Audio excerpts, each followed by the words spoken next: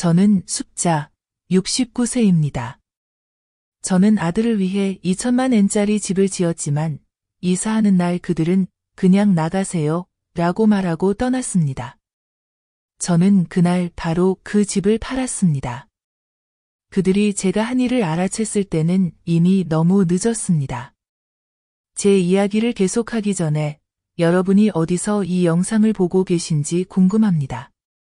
댓글로 위치를 남겨주세요. 가족의 조종에 맞서는 이야기를 더 듣고 싶으시다면 좋아요와 구독도 눌러주세요.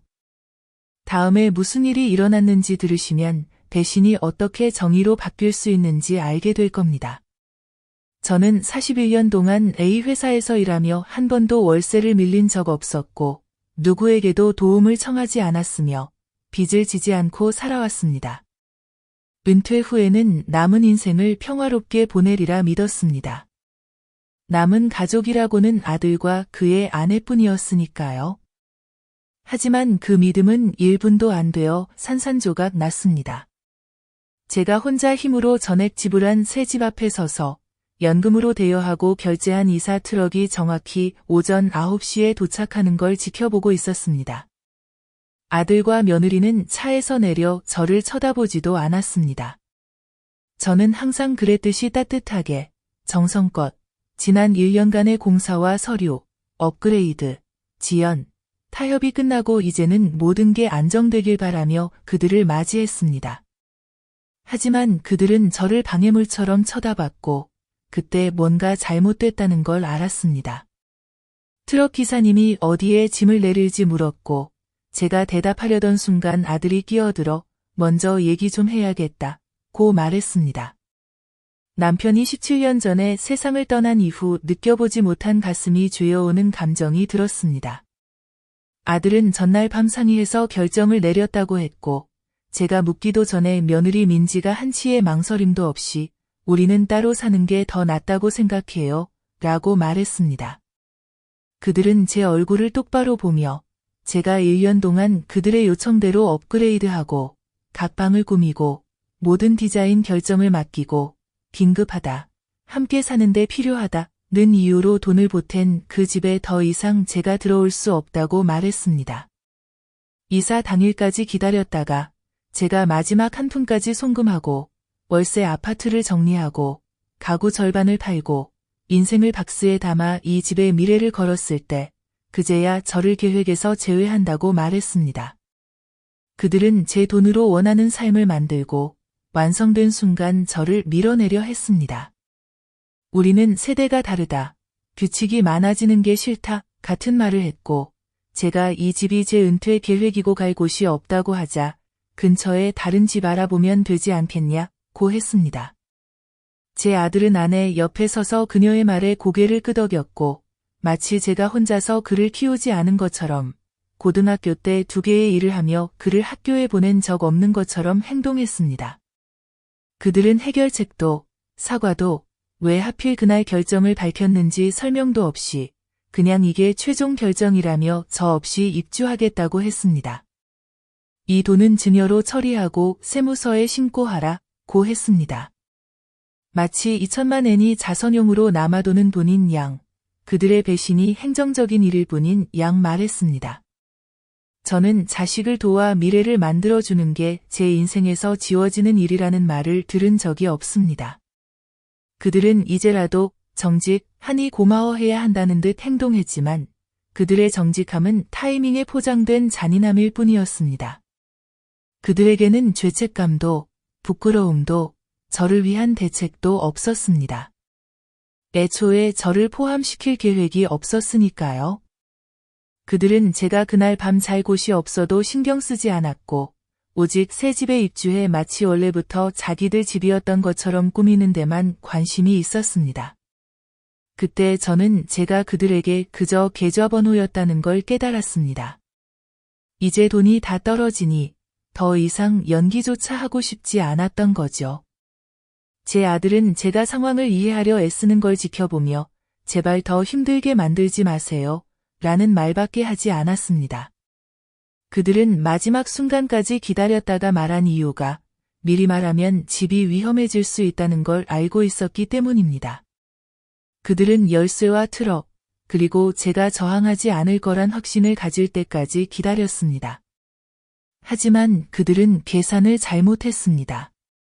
제가 애원할 거라 생각했고, 올 거라 생각했고, 조용히 사라질 거라 생각했습니다. 하지만 그들이 잊은 게 하나 있었습니다. 바로 등기가 아직 제 손에 있다는 사실입니다. 1년 전 아들과 며느리는 저를 마주보고 앉아 이제 우리 모두 함께 집을 지을 때라며 제 노후를 도와주고 싶다고 했습니다. 가족이 가까이 있어야 한다는 게 중요하다며 이제 은퇴한 제가 외롭지 않게 해주고 싶다고 했습니다. 그들이 동시에 고개를 숙이며 자원을 합치는 게 더 합리적이고 함께 식사하고 서로 돕고 한 지붕 아래 살면 돈도 아낄 수 있다고 그렸던 그림을 기억합니다. 저는 한치의 망설임도 없이 동의했습니다. 제가 원했던 건 오직 아들의 삶에 계속 함께하는 것이었으니까요. 그들은 나에게 새 부지에 2세대 주택을 짓는 것을 고려해달라고 요청했고 평생 재정적으로 신중하게 살아왔던 나였지만 그들의 요청이 어떤 계략이 아니라 사랑에서 비롯된 것이라고 생각했기에 하겠다고 말했다. 그들은 자신들이 계약금으로 모아둔 돈이 충분하지 않고 은행에서도 유리한 대출 조건을 제시받지 못한다고 했기에 나는 남편이 세상을 떠난 후 남긴 보험금, 내 연금, 그리고 퇴직금까지 모두 쓰겠다고 말했다. 그들은 모든 실무를 책임지겠다고 약속했고 내가 편안하게 지낼 수 있도록 하겠다고 약속했으며 우리 셋 모두를 위한 집이라고 말했기에 나는 그들이 요구하는 모든 돈을 내어주며 이게 내 미래에 대한 투자라고 스스로를 설득했다. 그들은 한 번도 기여하겠다고 한 적이 없었고 내가 어떤 공간을 원하는지 물어본 적도 없었으며 내 남은 전 재산을 써도 괜찮은지 묻지 않았다. 왜냐하면 내가 그들을 위해서라면 무조건 예스라고 답할 걸 알았기 때문이다. 나는 내 이름으로 토지를 구입하는 데 동의했고 모든 검사, 측량, 초기 비용을 아무 의심 없이 부담했다. 왜냐하면 그들의 진심이 진짜라고 그들의 가족 가치관이 내 것과 같다고 믿었기 때문이다. 그들은 전시장에 방문해 자재를 고르고 더 많은 옵션을 요구했고 내가 선호하지 않는 것일지라도 비용이 더 들더라도 내 몫과 상관없는 업그레이드일지라도 모두 승인했다. 나는 시어머니로서 괜히 어려운 사람이 되고 싶지 않았기 때문이다. 그들은 여러 번 큰 금액의 송금을 요청하며 매번 이번이 마지막 조정이라 했고 주방이 더 실용적이어야 하고 욕실도 미래 가치를 위해 업그레이드해야 한다고 말했다. 나는 그들의 의도가 선하다고 믿었기에 매번 믿고 따랐다. 시공업체가 견적을 수정할 때마다 금액은 커졌지만 이미 약속했기에 그들의 판단을 의심해 관계를 해치고 싶지 않아 계속 비용을 지불했다. 그들은 나보다 현장을 훨씬 자주 방문했고 현장 소장에게 직접 지시를 내렸으며 내게 알리지 않고 변경을 했고 집을 오직 자기들 것인 양 여기며 나를 돈을 대는 사람이라고 3인칭으로 불렀다. 그들은 내가 큰 공간이 필요 없고 1층이 더 낫고 계단을 오르내릴 필요가 없게 내 방이 작아야 한다고 설득했다. 나는 계단에 불만이 없었고 매일 1시간 넘게 산책을 했는데도 말이다. 그들은 내가 가장 작은 방과 공동 공간으로 바로 연결되지 않는 구조, 한정된 수납 공간만 갖게 설계했고 자신들은 2층에 여러 방과 워크인 옷장, 내 공간 전체보다 더 비싼 맞춤 욕실을 만들었다. 그들은 내 이름, 내 저축, 내 신뢰, 내 사랑을 이용해 자신들의 꿈을 지으면서도 그것이 우리 모두의 것인 척했다. 내 집의 자재, 구조, 마감에 대해 한 번도 내 의견을 묻지 않았다. 나는 들어본 적도 없는 기능을 설치하게 했고 수입 가전제품과 맞춤형 조리대, 분위기 조명 등 값비싼 사양을 고집했다. 그때마다 장기적인 안락함을 위해서 라고 나를 안심시키면서도 정작 나는 대부분 쓸 일이 없을 거라 은근히 상기시켰다. 그들은 주방 설계자에게 내가 요리를 거의 하지 않는다고 거짓말했고 인테리어 디자이너에게 내 취향이 구식이라고 전했다. 나는 그런 말을 한 적이 없었지만 이 드문 친밀감의 기회를 망치고 싶지 않아 침묵했다. 그들은 내 돈으로 집을 지었지만 내 존재를 염두에 두지 않았다. 그리고 내가 절대 반발하지 않을 것이라는 확신 속에 모든 결정을 내렸다. 부모의 사랑은 어떤 학대에도 영원하고 무조건적일 거라 믿었기 때문이다. 가장 큰 배신은 내 자식이 내 친절함을 무기로 삼을 때다. 그들은 나를 조용한 투자자, 자신들의 결혼 생활의 배경인물처럼 대했고, 내가 모든 비용을 부담하는 집의 구석에서 조용히 적응하고 사라지기를 당연하게 여겼다. 그들은 비용을 나누자고 한 적도, 업그레이드에 얼마가 드는지 실시간으로 알려준 적도, 내가 평생 비상시와 마음의 평화를 위해 모아온 돈을 다 써버리는 것에 대해 어떻게 생각하는지 물어본 적도 없었다. 오히려 내가 이 일에 끼워준 것만으로도 행운이라는 듯이 행동했다. 한때 아버지가 돌아가셨을 때 내 품에서 울던, 절대 나를 혼자 두지 않겠다던 내 아들마저 이제는 아내 민지 곁에 서서 그녀가 건축가를 지휘하고 단독으로 결정을 내리고 자신만 쓸 추가 기능을 요구하는 모습을 지켜보기만 했다. 이건 단순히 돈의 문제가 아니라 권력과 통제, 그리고 지움의 문제였다. 프로젝트가 4분의 3쯤 진행됐을 때 나는 이미 1900만 엔 넘게 송금했고 내심 내가 소외되고 있다는 걸 알았지만 가족을 위해서라며 이사만 하면 다 괜찮아질 거라고 스스로를 달랬다. 하지만 내가 넘긴 모든 조용한 순간이 그들이 나를 이름만 남기고 모든 면에서 배제하는 집을 짓는 또 다른 기회가 되었다. 그들은 내 희생의 혜택만 원했지 내 존재의 부담은 원치 않았다. 내 평생의 노력을 무제한 신용카드처럼 썼다. 내가 연결을 바라는 마음을 이용해 복종으로 바꿔버렸다. 이 집이 우리 모두를 위한 것이라 설득했지만 결국 자기들만을 위해 짓고 있었다. 그리고 벽이 올라가고 마지막 청구서가 왔을 때 그들은 더 이상 내가 중요하다는 척조차 하지 않았다. 공사가 진척될수록 모든 결정이 민지의 취향을 거쳐 내려진다는 게 점점 더 분명해졌고 내 목소리는 그들이 배경소음처럼 취급하는 무언가로 점차 사라져갔다. 내가 집 구조에 대해 제안하거나 돌아가신 남편을 떠올리게 하는 전통적인 요소 하나만이라도 남겨달라고 부탁했을 때도 그들은 노골적으로 무시하거나 마지막 판결처럼 느껴지는 공손한 미소로 일축했다.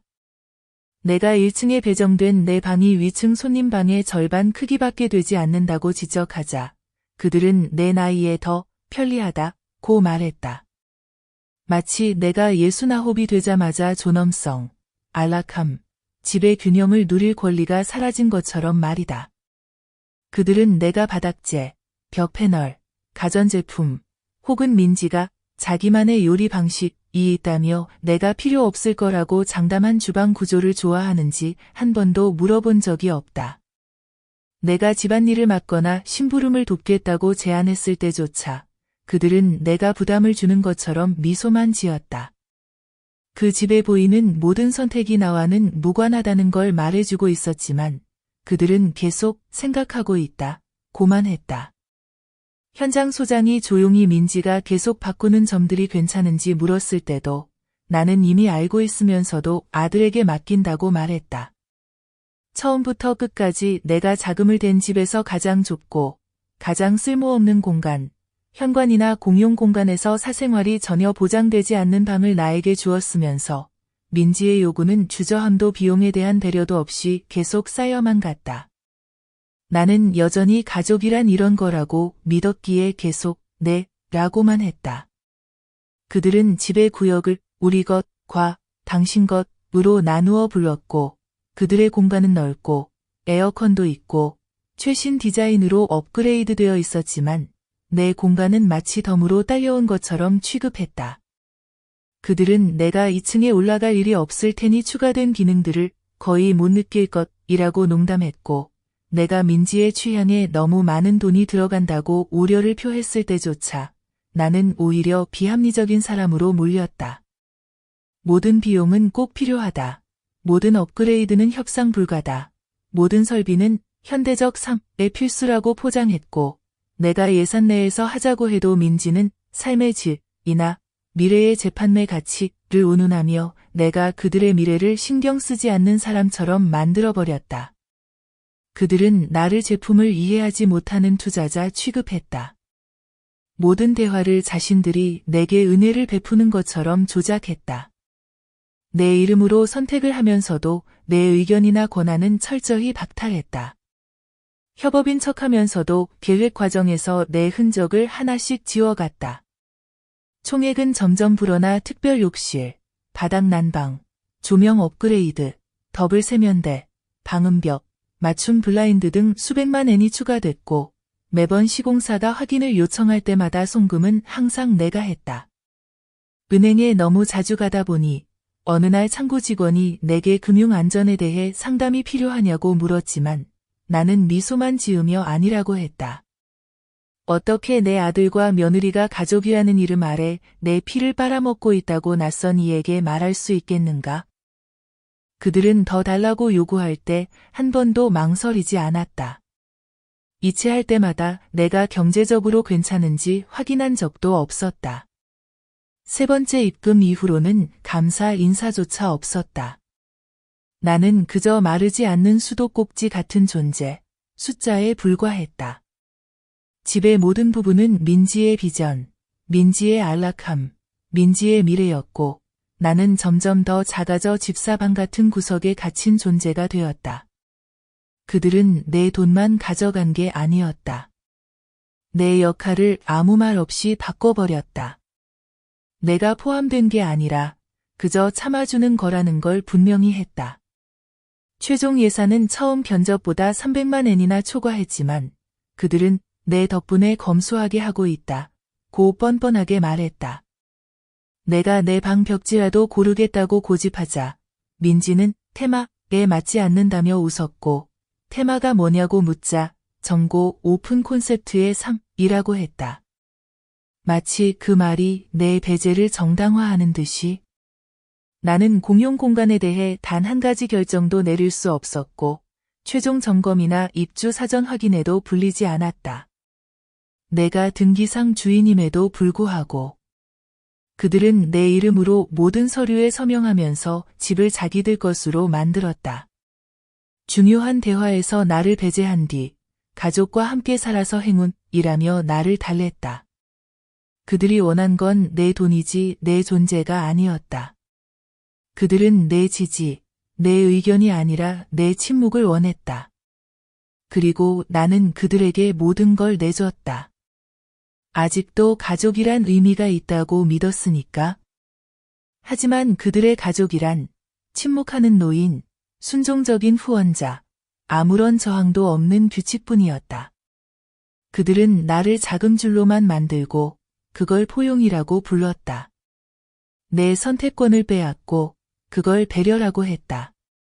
내 자율성을 없애고 그걸 편의라고 했다. 그리고 나는 그렇게 하게 놔뒀다. 왜냐하면 매번 의문이 들 때마다 남편이 세상을 떠난 뒤 느꼈던 외로움이 떠올랐고 다시는 그런 일을 겪지 않으려면 이 정도 타협은 해야 한다고 생각했기 때문이다. 하지만 타협은 모든 당사자가 정직할 때만 유효하다. 그들은 정직하지 않았다. 그들은 공정하지 않았다. 그리고 그들은 가족이 아니었다. 적어도 그들이 주장하는 방식으로는. 마지막 결제금이 송금되고 건설회사가 집이 3주 안에 완공될 것이라고 확인한 후 민지는 이사 전에 구입하길 기대하는 가전제품과 가구 목록을 원치 않게 보내오기 시작했다. 각각 필수라고 라벨링된 그 목록들은 점점 더 금액이 커졌고 그녀는 고급 냉장고, 수입 식기세척기, 특수 정수기, 디자이너 조명 시스템 등 나 자신을 위해서는 한 번도 고려해본 적 없는 가격표가 붙은 제품들의 링크를 첨부했다. 그럼에도 나는 그들의 편안함이 장기적인 화목으로 이어질 것이라는 희망을 버리지 못해 최소한의 항의만 하고 모든 구매를 처리했다. 그녀는 오직 그들만을 위한 기능, 주말 요리를 위한 더블 오븐, 정신건강을 위해 꼭 필요하다고 주장한 대형 욕조, 2층 거실을 위한 음성 제어 조명 시스템을 요구했고, 내가 주저하는 기색을 보일 때마다 그녀는 또 다른 블로그 글이나 인플루언서의 인용문을 보내며 그 사치를 현대의 필수품으로 정당화했다. 예전에는 취업 지원서 하나, 사소한 결정 하나도 내게 상의하던 아들은 이제 침묵하는 방관자처럼 굴었고, 말도 거의 하지 않았으며, 모든 비용 관련 대화를 민지에게 넘겼다. 민지는 전적인 권리의식과 무시로 프로젝트 리더 역할을 맡았다. 그들은 최종 도면을 내게 내밀었는데 내 이름은 B유닛 1층 제한 접근으로 표기되어 있었고 그들 이름은 A유닛 프라이머리 스위트 전체 접근으로 굵게 적혀 있었다. 내가 특정 공간에 출입이 제한된다는 의미냐고 묻자 그들은 그냥 프라이버시를 위해서 라고 했고 마치 내가 그들의 경계를 침범하는 사람인 것처럼 굴었다. 모든 공용 공간, 즉 주방, 거실, 2층 욕실, 식사 공간은 민지의 취향에 따라 배치되고 꾸며졌으며 내가 서류 작업과 독서를 할 수 있도록 작은 책장과 책상을 공용 공간에 요청했지만 그들은 자신들을 위해 대형 소파와 벽걸이형 엔터테인먼트 시스템을 주문하면서도 내게는 공간이 부족하다고 했다. 나는 모든 가전제품을 전액 부담했음에도 단 하나도 선택할 수 없었고 배송일이나 보증, 사양에 대해서도 상의받지 못했으며 단지 최종 영수증만 받고 몇 시간 내에 송금을 완료하라는 통보만 받았다. 그들은 과정을 믿으라고 했지만 그 과정에서 나는 청구서 외의 모든 것에서 배제됐다. 그들은 내 집에서 나를 투명인간으로 만들고 더 많은 것을 요구했다. 한 푼도 보태지 않으면서 전권을 행사했다. 내 평생의 저축을 그들의 편의를 위한 무한 예산처럼 여겼다. 초기에 나를 참여시키려 했던 시공사조차 더 이상 내게 직접 연락하지 않고 민지에게 업데이트를 보내면 민지는 이미 본인이 승인한 추가 비용이 필요할 때만 그중 일부 내용을 내게 전달했다. 은행 잔고가 은퇴 후 상상도 못한 수준으로 떨어지는 걸 볼 때마다 모든 걸 포기하려는 생각도 들었지만 이제 와서 돌이키기엔 너무 늦었다고 지금 맞서면 돌이킬 수 없는 금이 갈 것이라고 스스로를 설득했다. 평화가 대립보다 더 소중하다고 집만 완공되면 긴장이 풀릴 거라고 함께 살면 모든 게 나아질 거라고 모든 징조가 그 반대임에도 그렇게 믿으려 했다. 집이 공식적으로 완공된 날, 민지는 이사 전에 부모님이 방문해 집을 둘러볼 수 있게 했다고 메시지를 보냈고 나는 그들에게 공간을 주기 위해 비켜 있으라는 말을 들었다. 마치 내가 집주인이 아니라 세입자인 것처럼. 그녀는 부모님을 집안 곳곳 안내하며 우리 집이라고 불렀고 나를 아래층에 사는 시어머니라고 너무 무심하고 무례하게 소개해서 나중에 시공사 직원 중 한 명이 듣기 불편했다고 말할 정도였다. 그들은 자신들의 구역을 우리의 성소, 내 구역을 아래층 공간이라 칭하기 시작했고 민지는 디지털 인터폰 시스템의 라벨도 바꿔 내 방은 B유닛, 게스트, 그들 방은 프라이머리 홈으로 표시해 두었다. 이사 후 소유권 등기를 바꿀 계획이냐고 한 번 물었더니 민지는 증여신고서 라는 세금 서류를 내밀었고 거기엔 내가 쓴 총액이 이미 남편, 즉 내 아들에게 기부한 것으로 작성되어 있었다. 내 이름과 자산 금액을 적기 전에 허락을 구하지도 않았다. 그냥 내가 서명할 거라고 당연히 여겼다. 그들은 집이 완공되면 내가 법적으로도 조용히 사라질 거라고 이미 현실에서 지워진 것처럼 생각했다. 그들은 내 침묵을 그들의 권한 완성에 이용했다. 예의를 무기로 삼아 내 권위를 약화시켰다.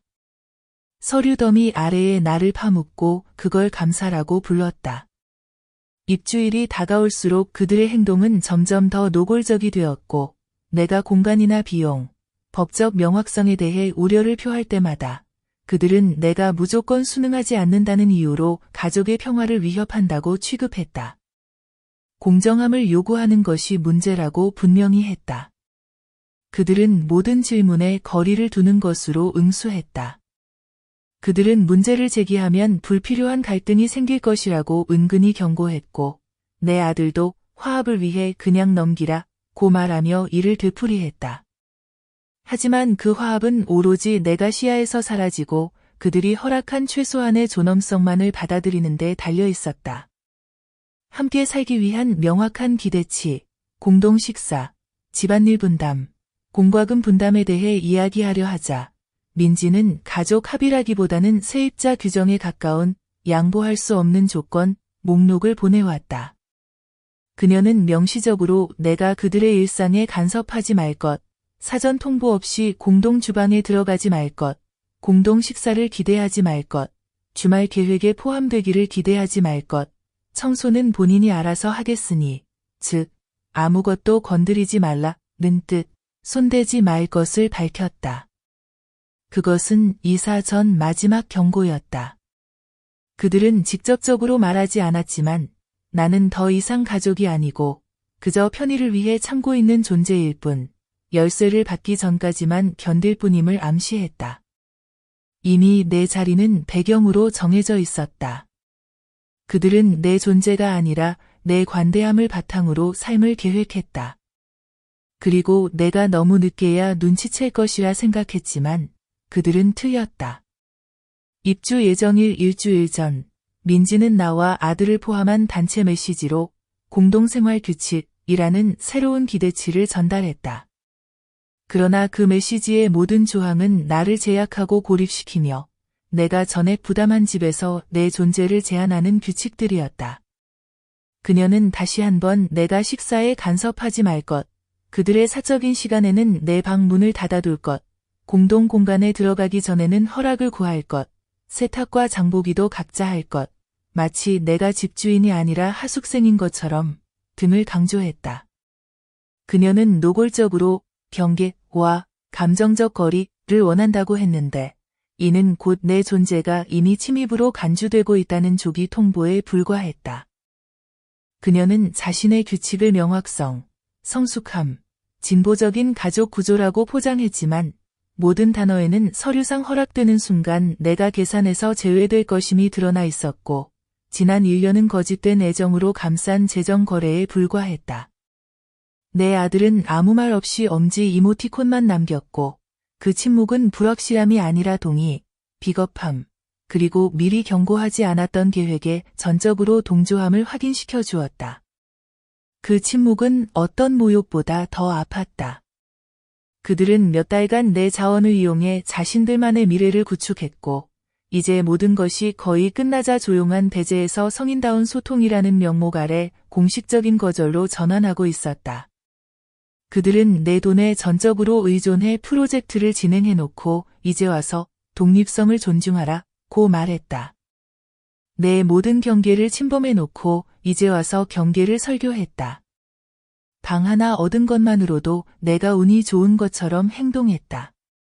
가족의 정의 자체를 자신들의 필요에 맞게 다시 썼다. 입주 3일 전, 그들은 2층 완공 사진을 온라인에 올리며 우리의 꿈이 이루어졌다 는 캡션을 달고 친구와 친척을 태그하며 축하를 받았지만 내 참여는 단 한마디도 언급하지 않았다. 벽 하나, 가전 하나, 설비 하나마다 깃든 희생에 대한 감사 인사조차 없었다. 그 디지털 삭제는 내가 부정하려 했던 현실을 확인시켜 주었다. 나는 그들의 미래의 일부가 아니었다.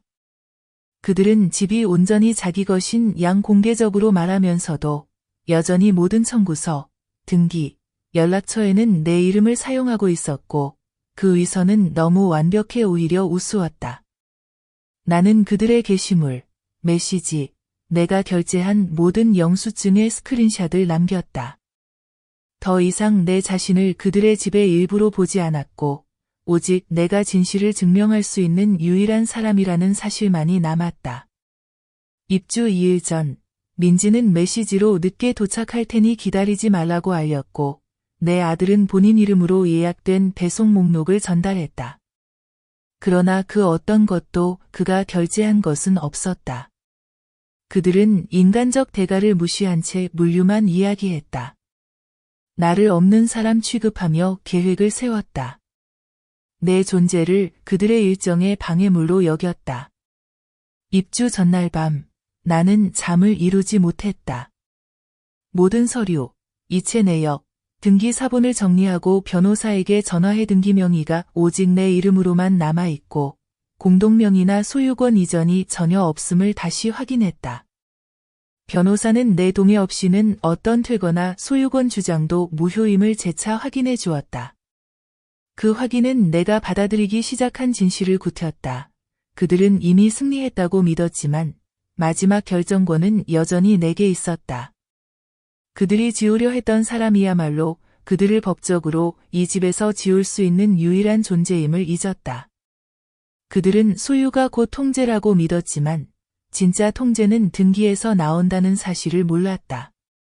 그들은 침묵이 항복이라고 생각했지만 그것은 준비였다.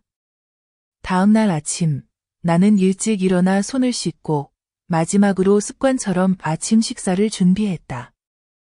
희망이 아니라 습관이었다. 그들은 트럭보다 조금 먼저 집에 도착했다. 민지는 클립보드를 들고 내 존재를 인식하기도 전에 이삿짐 운반자들에게 명령을 내리고 있었고, 내 아들은 그녀 뒤에 서서 시험에서 부정행위를 하다 들킨 학생처럼 내 눈길을 피했다. 그들은 내가 연금, 퇴직금, 그리고 항상 우리 아들이 착하고 감사한 아이로 자랄 것이라 믿었던 남편이 남긴 생명보험금으로 마련한 새 집 앞에 서 있었다. 그리고 민지는 상상할 수 있는 가장 아무렇지 않은 어조로 내가 절대 듣게 될 줄 몰랐던 말을 했다. 그들은 따로 살고 싶으니 내가 나가는 것이 좋겠다고 했다. 그녀는 그것을 마치 연습이라도 한 듯 확신에 차서 말했다. 마치 당연한 권리라도 되는 듯 부끄러움 없이 말했다.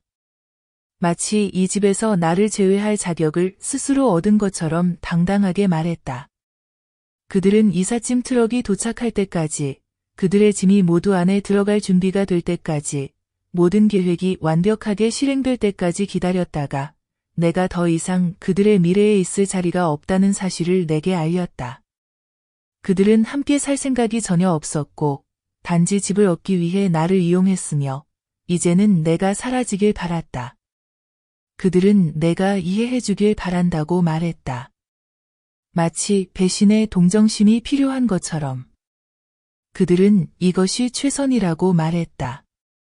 마치 기만이 용서받을 만한 것인 양, 그들은 내가 그들의 자율성을 존중해야 한다고 했다. 마치 나를 지우는 것이 그들의 권리인 듯, 그들은 내가 만든 집에서 벽이 세워지고 가전제품이 설치되는 순간 내가 해결된 문제라도 되는 듯 나를 대했고, 이것을 세대 차이로 포장하면 명백한 전략적 도둑질이 충격이 완화될 거라 믿었다. 하지만 세대 간의 유일한 차이는 내가 충성을 믿었고, 그들은 지렛대를 믿었다는 점뿐이었다. 그들은 나의 침묵을 복종으로 오해했다. 그들은 나의 예의가 내가 선택지가 없다는 뜻이라 여겼다. 그들은 내가 조용히 사라질 거라 생각했다. 그러나 그들은 한 가지 단순한 사실을 잊고 있었다. 나는 소유권을 결코 포기하지 않았다는 것, 민지가 더 이상 나와 살지 않기로 했다고 말한 순간, 나는 말하지도, 항의하지도, 따지지도 않았다. 왜냐하면 나는 이미 이것이 즉흥적인 마음의 변화가 아니라 몇 달 동안 내 등 뒤에서 내 얼굴을 보며 미소 지으면서 가족이라 부르던 이들이 치밀하게 준비한 계획의 실행임을 받아들였기 때문이다.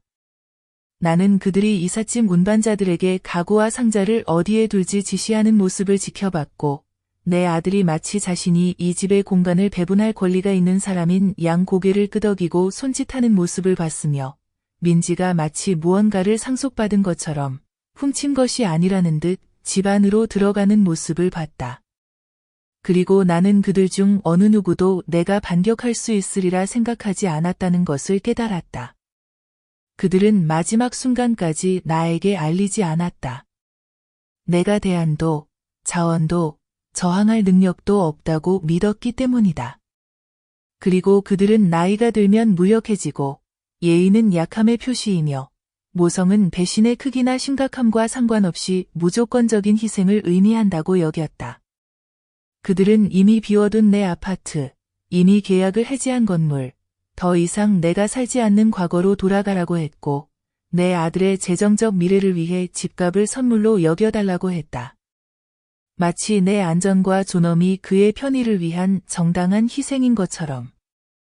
그들은 이미 작성되어 일부만 채워진 증여세 신고서를 지방당국에 제출하라고 하며 이 이전이 내 관대함의 결과이지 체계적인 조작, 가스라이팅, 세대 간 유대라는 이름의 장기적인 경제적 학대의 결과가 아니라고 암시했다. 그들은 마치 아무 잘못도 없는 것처럼, 이것이 상호적 여정의 합리적 결론인 것처럼, 그들의 감정이 사실보다 더 중요한 것처럼 말했고, 계속 이삿짐 운반자들을 지휘하며 내가 그 자리에 서서 집의 모든 땅, 벽, 배관, 타일에 대해 완전한 법적 통제권을 가지고 있다는 사실을 무시했다. 그들은 나에게 나가달라고 부탁하지 않았다. 나가라고 명령했다. 타협을 제안하지 않았다. 내쫓겠다고 통보했다. 죄책감을 표현하지 않았다. 권리를 주장했다. 실수로 나를 배신한 것이 아니었다. 계획적으로 배신했다. 그리고 내가 조용히 서서 모든 것을 받아들이고 아무 말도 하지 않으며 감정도 드러내지 않고 모든 세부 사항을 지켜보는 동안 그들은 자신들이 이길 수 있다고 믿었다. 나는 그들이 말하게 뒀고 움직이게 뒀고 공간의 소유권을 할당하게 뒀고 그들이 승리감을 느끼게 뒀다. 왜냐하면 속임수를 가장 크게 무너뜨리는 것은 증거이고 나는 모든 것을 가지고 있었기 때문이다.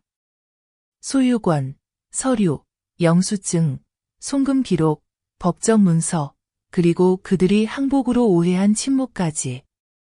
트럭은 이미 짐을 내리기 시작했고 이삿짐 운반자들은 민지가 2층을 가리키는 사이 상자를 들고 입구로 향하고 있었다. 민지는 내 반응에 전혀 신경 쓰지 않았다. 그녀의 머릿속에서는 거래가 이미 끝났고 나는 그녀가 능숙하게 따돌린 장애물일 뿐이었다. 그러나 그녀는 내가 그날 아침 변호사에게 전화해 등기 현황을 다시 확인하고 내 명의의 집에 무단 점유자가 들어오려 할 때 취할 수 있는 법적 조치가 무엇인지 물어봤다는 사실을 몰랐다. 그는 내가 해야 할 일, 누구에게 연락해야 하는지, 무슨 말을 해야 하는지, 어떤 조항을 인용해야 하는지, 어떤 행동이 어떠한 점유 추정을 법적으로 막을 수 있는지 정확히 알려줬고 나는 모든 세부 사항을 외운 뒤 신축주택의 신속 처분을 전문으로 하는 부동산 중개인에게 마지막 전화를 걸었다. 저는 중개인에게 집이 법적으로 제 명의로 되어 있고 완납되었으며 최근에 완공되어 즉시 할인된 가격으로 재판매가 가능하다고 알렸습니다. 그리고 만약 그들이 당일 서명할 의사가 있는 현금 구매자를 찾을 수 있다면 다른 어떤 제안보다 그들의 제안을 우선시하겠다고 말했고 몇 시간이 아닌 몇 시간 내에 확인이 필요하다고 전했습니다. 전화를 끊고 세부 사항을 저장한 뒤 그들이 결국 선을 넘는 순간을 기다렸습니다.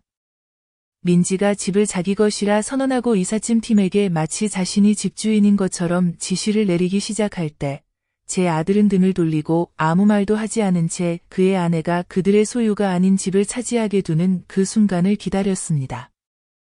예상대로 그 순간이 왔습니다. 민지는 이삿짐 팀에게 거실에 가구를 조립하고 가전제품을 연결하고 카페투과 전자제품을 배치하라고 지시했으며 제 아들은 아무런 이의도 없이 곁에 서 있었습니다. 그때 저는 앞으로 나가 즉시 작업을 중단하라고 이삿짐 팀에게 말했고 누구의 지시를 받고 있는지 물었습니다. 그들은 혼란스러운 표정으로 민지를 바라봤고 민지는 계속 이사를 진행하라고 주장했습니다. 그들이 저에게 확인을 구하자 저는 침착하게 제 이름을 밝히고 3부로 출력된 등기부 등본을 제시하며 공동 소유자도 없고 소유권 이전도 진행 중이 아니며 저 외에 법적 거주자도 없다는 점을 분명히 했습니다. 이삿짐 팀장은 잠시 망설인 뒤 서류를 살펴보고 설명을 요청했고 저는 해당 주택을 점유하려는 사람들이 법적으로 권한이 없으며 임대계약도 소유권도 거주 권리도 없다고 설명했습니다. 그는 즉시 팀에게 하역 작업을 중단하라고 신호를 보냈고 민지는 뒤에서 항의했으며 저는 몇 걸음 떨어져 중개인에게 다시 전화를 걸었습니다. 중개인은 두 번째 벨의 전화를 받았고 구매자가 관심을 확인했으며 그날 오후에 전액 현금, 조건 없는 공증 서류와 함께 방문할 의사가 있다고 알려왔습니다. 저는 계약서를 준비하고 서류를 챙겨 구매자와 함께 집에서 만나자고 했습니다. 그리고 다시 진입로로 돌아가니 민지는 혼란과 분노로 목소리를 높이며 무슨 일이 벌어졌는지, 왜 자신의 계획이 눈앞에서 무너지고 있는지 이해하려 애쓰고 있었습니다. 제 아들은 진정하라고 했지만 저는 아무 말도 하지 않고 그를 지나쳐 이삿짐 팀에게 짐을 트럭에 두거나 발송인에게 돌려보내라고 했습니다. 집은 해가 지기 전에 팔릴 것이고 더 이상 이사라는 연극을 계속할 필요가 없다고 말했습니다. 저는 모든 사람에게 명확하게 집이 팔릴 예정이며 그들의 물건이 허가 없이 반입될 수 없고 만약 그렇게 시도한다면 무단 침입, 점유시도, 소유권 허위 주장에 따른 법적 결과가 따를 것임을 알렸습니다. 그들은 충격에 잠긴 채 조용히 서 있었고 저는 마지막으로 휴대폰을 꺼내 변호사에게 확인 메시지를 보내고 남은 자존심과 정의를 되찾기 위한 모든 서류를 전달하기 시작했습니다. 그들은 모든 것을 계획했지만 제가 맞서 싸울 것이라는 점만은 예상하지 못했습니다. 현금 구매자가 1시간 내에 도착한다는 마지막 확인 전화를 하고 나서 저는 제 아들과 민지가 믿을 수 없다는 듯이 얼어붙은 채 더 이상 이삿짐 팀에게 지시도 집안을 돌아다니며 영구적인 무언가를 속임수로 얻었다는 자신감도 보이지 않는 모습을 지켜봤습니다. 그들은 결국 자신들이 가장 과소평가했던 사람이야말로 자신들이 조작해 만든 모든 것을 끝낼 권한이 있는 유일한 사람이었음을 깨닫고 있었습니다. 민지는 이삿짐 회사의 해명을 요구하며 상자들이 있다는 사실만으로도 공간을 점유할 권리가 있다고 주장했고 계속 하역해야 한다고 우겼지만 이삿짐 팀장은 등기 명의자의 소유 증명이나 서명된 허가 없이는 어떤 물건도 집에 들여놓을 수 없다고 알렸습니다. 제 아들은 저를 따로 불러 무엇을 하고 있느냐고 물었지만 저는 대답하지 않았습니다. 설명의 시간은 끝났고 애원의 시간도 지났으며 신뢰의 시간은 지난 1년간의 계산된 결정들로 영원히 파괴되었기 때문입니다. 그들은 제가 중개인에게 서명할 준비가 되었고 구매자의 조건을 검토했으며 전액이 담긴 은행 가방이 확인되었고 그날 내로 소유권을 이전할 것이라고 알리며 더 이상의 논의도 감정적 호소도 기한 연장도 없음을 통보하는 모습을 충격 속에 지켜봤습니다. 중개인은 35분 뒤 모든 서류와 재정 증명, 법적 대리인을 갖춘 구매자와 함께 도착했고 지체 없이 계약서를 꺼내고 등기 상태를 확인하며 즉각적인 소유권 이전을 보장할 공식 서명 절차를 시작했습니다. 그 구매자는 저를 속이거나 사랑을 핑계로 모욕하지 않은 사람이었습니다. 계약서에 서명하는 순간 구매자는 전액이 담긴 봉투를 건넸고 저는 집을 위해서 아래까지 모두 제가 마련했음에도 1년 내내 저에게 자격이 없다고 가장했던 사람들 앞에서 돈다발을 하나하나 세었습니다. 그들은 창백하고 말없이 서 있었다. 중개인이 모든 당사자가 필요한 서류를 완료했으며 등기 이전이 24시간 이내에 마무리될 것이고 이삿짐 운송업체는 이제 모든 짐을 다른 주소로 옮겨야 한다고 확인했기 때문이다. 이제 이 부동산은 어떤 상황에서도 더 이상 거주할 수 없다고 했다. 내 아들은 더듬거리며 하룻밤만 머물 수 있냐고 물었고 갈 곳이 없고 타이밍이 너무 갑작스럽고 상황이 부당하게 악화되었다고 주장했다. 하지만 나는 행동으로만 그에게 몇 달간 계획된 배신에는 갑작스러움이 없고 조작을 통해 얻은 결과에는 부당함이 없다는 것을 상기시켰다.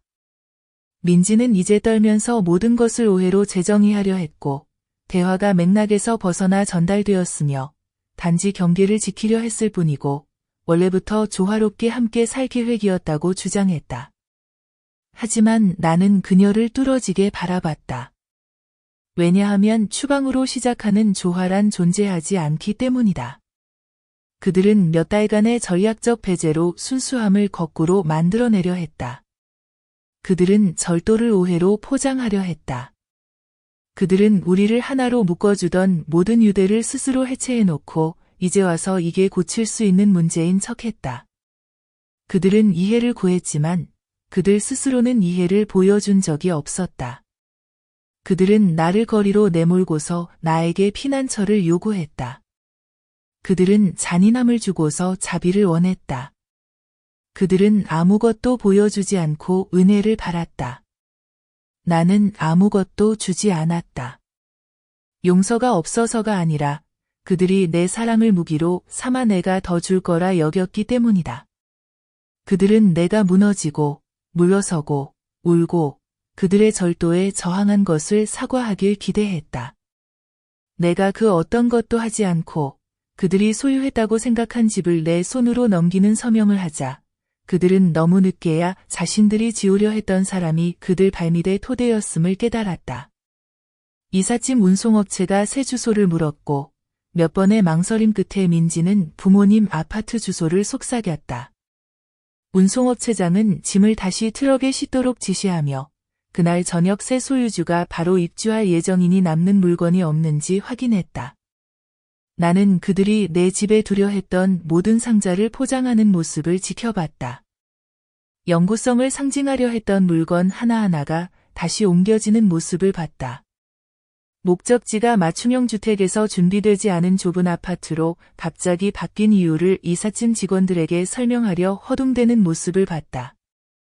내 아들은 어린 시절 이후 처음 보는 표정으로 나를 바라봤다. 너무 멀리, 너무 의도적으로 선을 넘어 이제는 두 팔 벌려 환영받을 수 없다는 것을 아는 얼굴이었다. 왜냐하면 그 배신은 우연도, 감정도 아니었고, 재정적이고, 법적이며, 사전에 계획된 것이었기 때문이다. 그들은 처음엔 나를 장애물로, 중간엔 자원으로, 마지막엔 뒷전으로 대했다. 이제 그들은 나에게 했던 그대로 대우받고 있었다. 배제도, 예고도, 위로도 없이.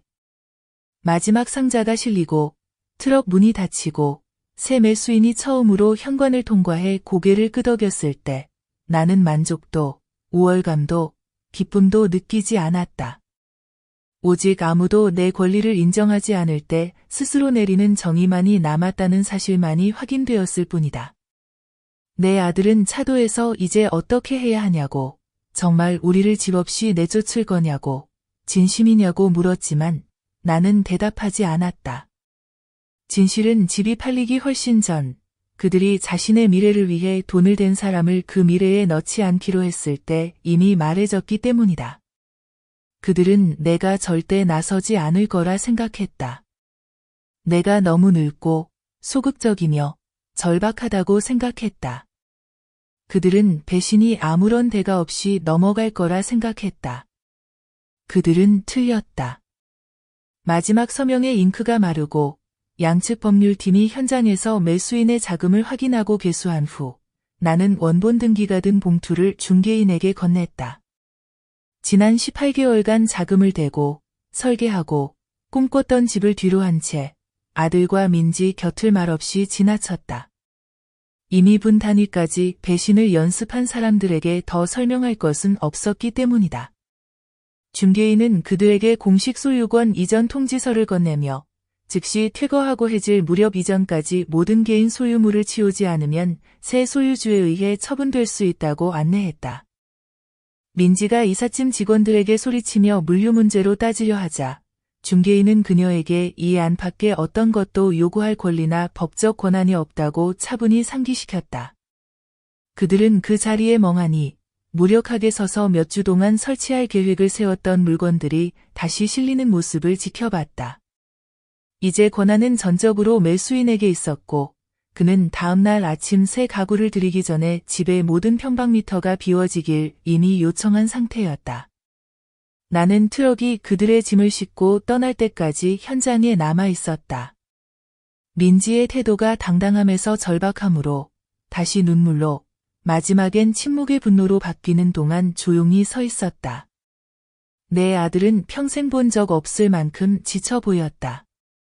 아마 민지와 손잡은 대가가 집뿐 아니라 평생 자신을 먼저 생각해준 유일한 사람까지 잃는 것이었음을 이제야 깨달았겠지. 그들은 사과하지 않았다.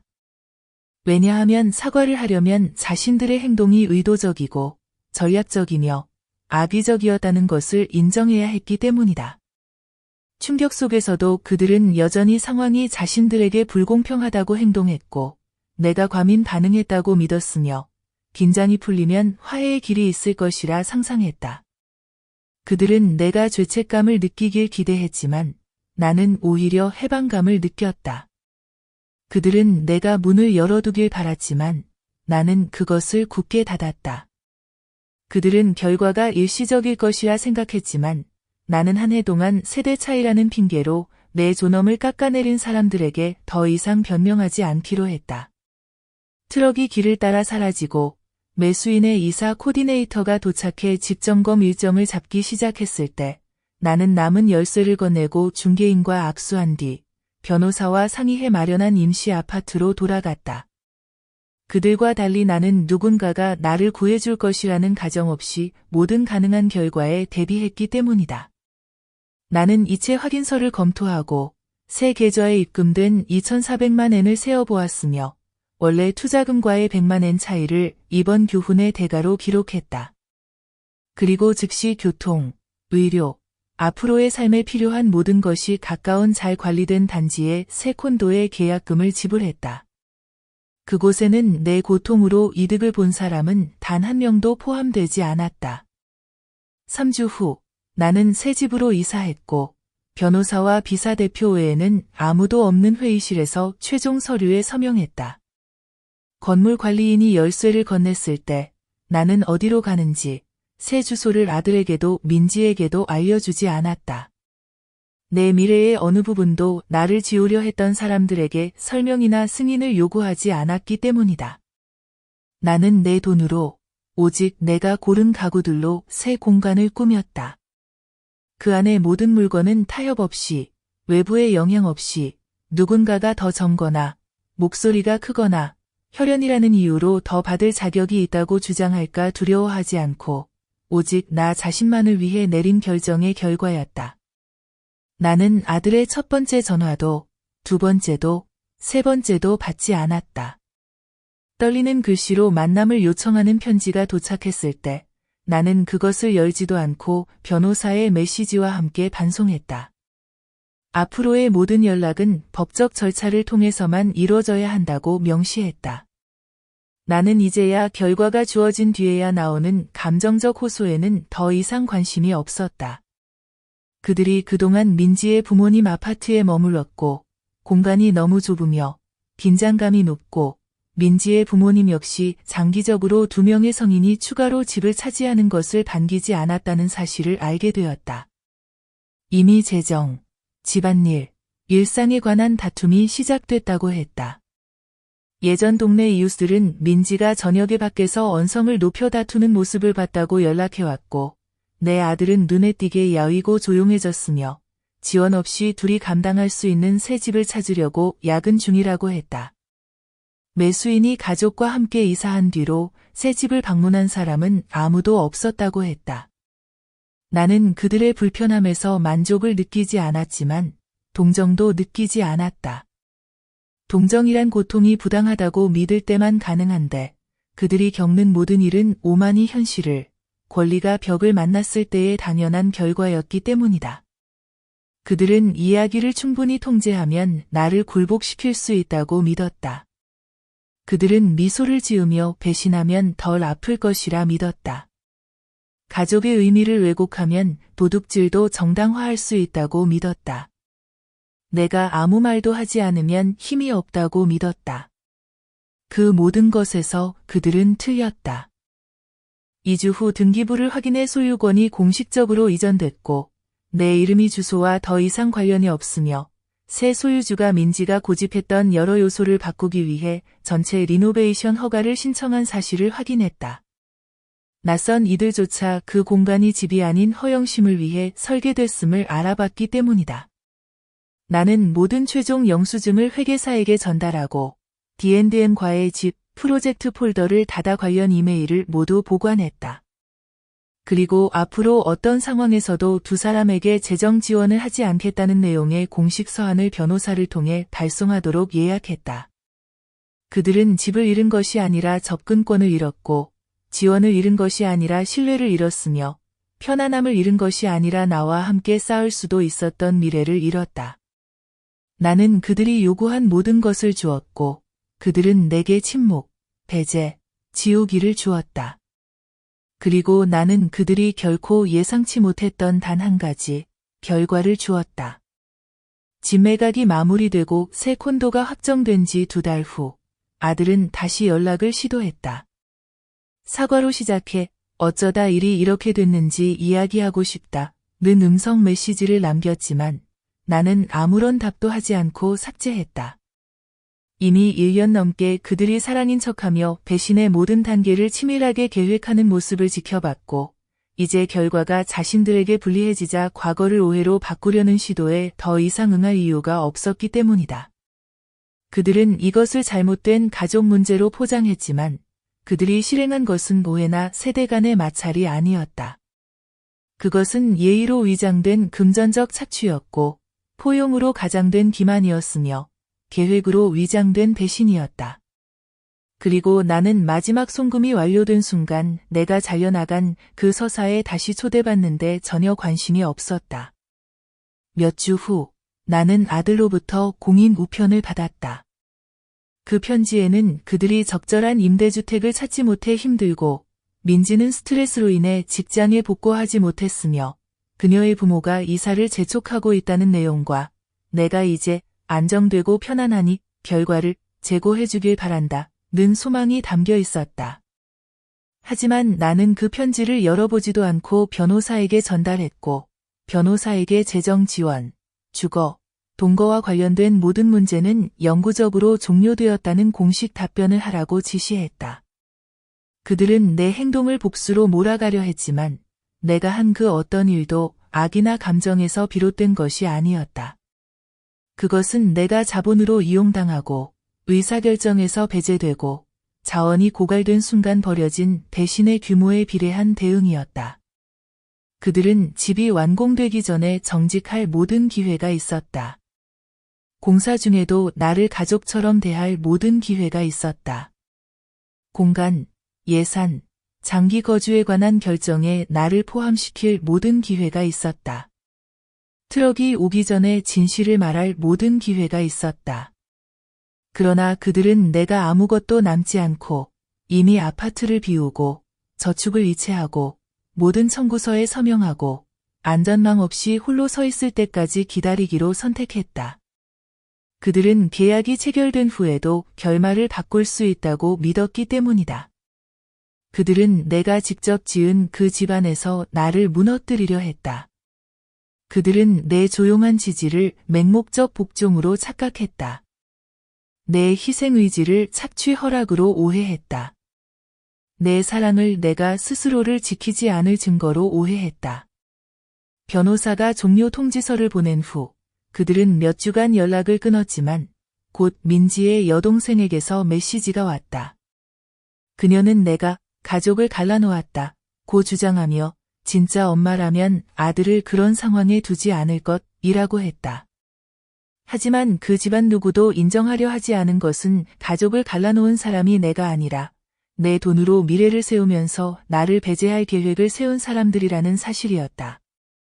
그들은 단지 내 성을 공유한다는 이유만으로 내가 무조건 용서해야 한다고 믿었지만 나는 더 이상 침묵, 금전적 희생, 감정 억압을 요구하는 가족관을 따르지 않았다.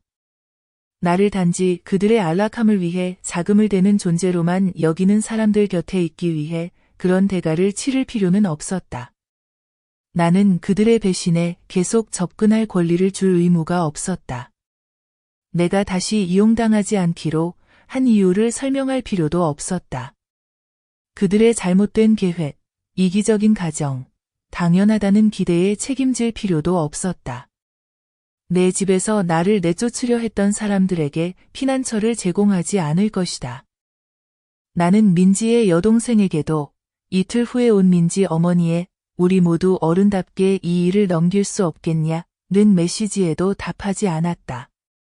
왜냐하면 진정한 어른이라면 주거를 확보하기 위해 금전적 기만이 필요하지 않기 때문이다.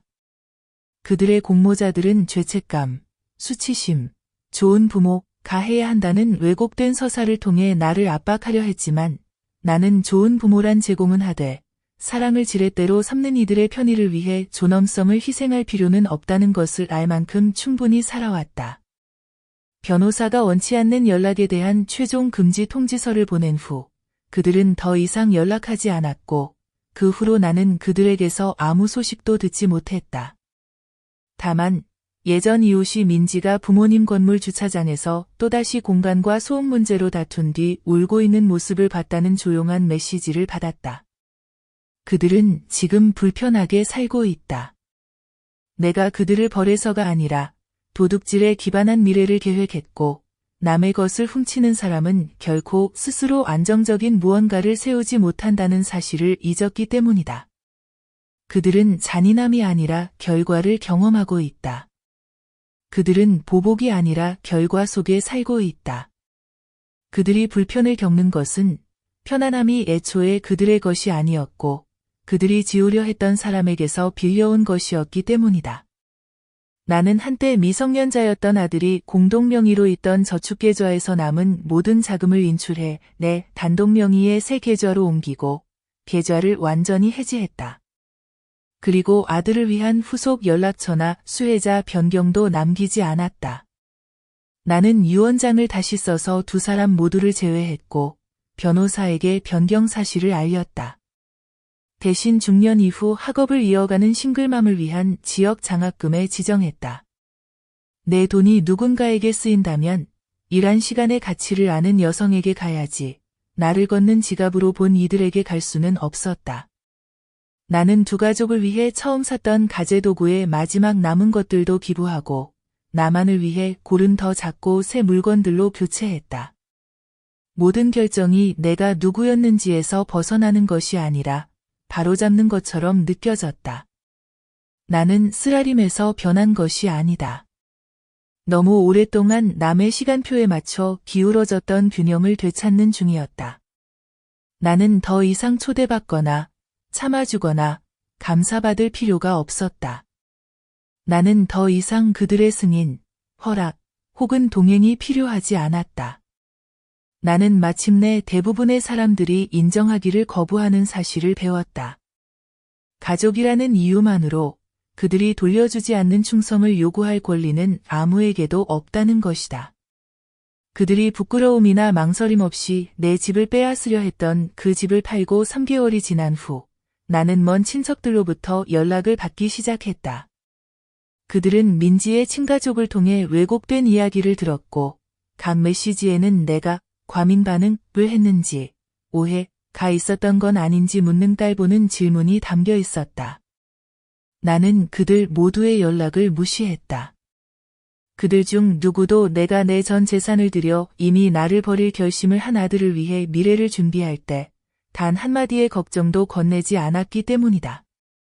그들은 가족의 화합을 위한 걱정이라며 연락했다고 했지만 내가 설계 과정에서 짐작 취급을 받을 때, 결정에서 배제될 때, 질문도 못하게 하는 업그레이드 비용을 요구받을 때, 이사 당일 내 집에서 나가달라는 말을 들을 때 그 누구도 나서지 않았다. 그들은 민지가 계약서를 다시 쓰고 집이 가구도 들기 전 증여세 서류 초안을 보내올 때 화합에는 관심이 없었다.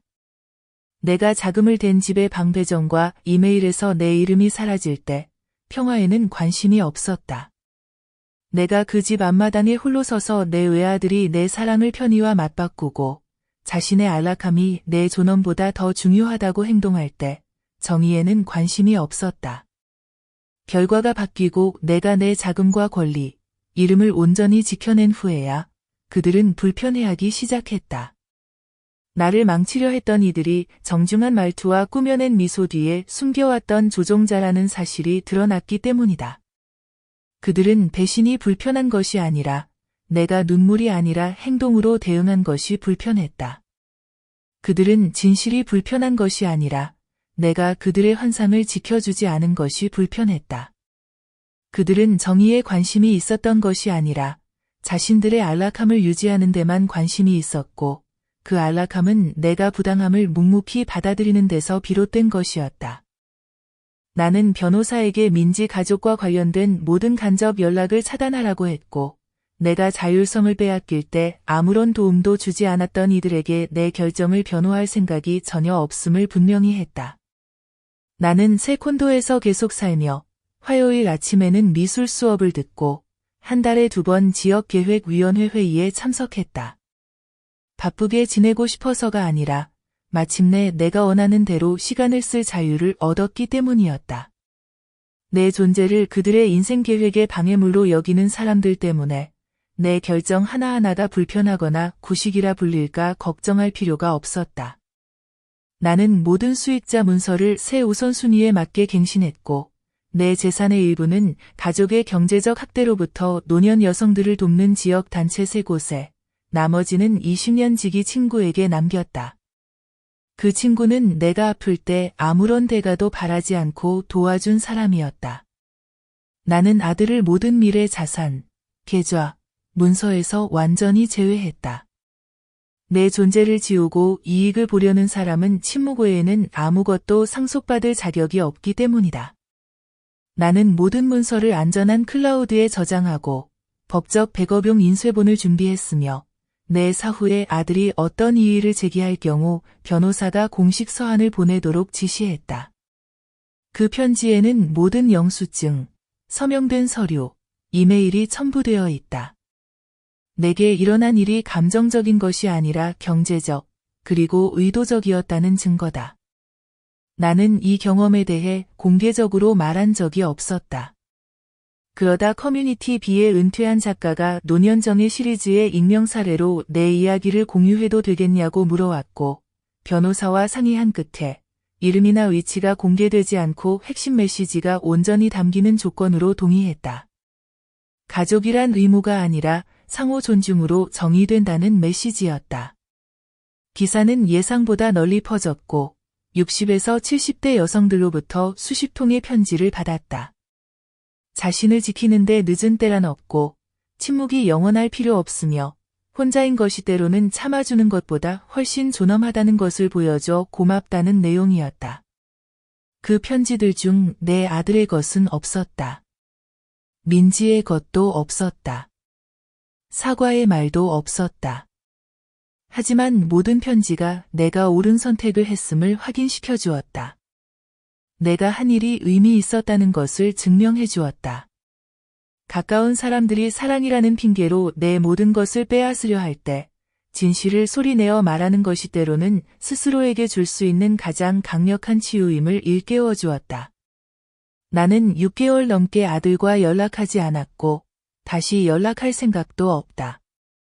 마지막으로 그와 대화했을 때 그는 내가 지은 집에서 나가달라는 말을 하던 여자 곁에 서서 그 돈을 그냥 선물로 생각해 줄 수 없겠냐고 물었다. 그는 그저 거기 서 있었다. 아무 말도 하지 않았다. 그저 서서 모든 일이 일어나게 내버려 두었다. 그리고 동의했다. 그는 평생 그 침묵과 함께 살아야 할 것이다.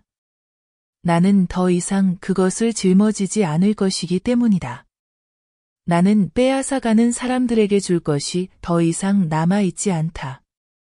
나를 지워버리는 사람들에게 내어줄 공간도 남아있지 않다.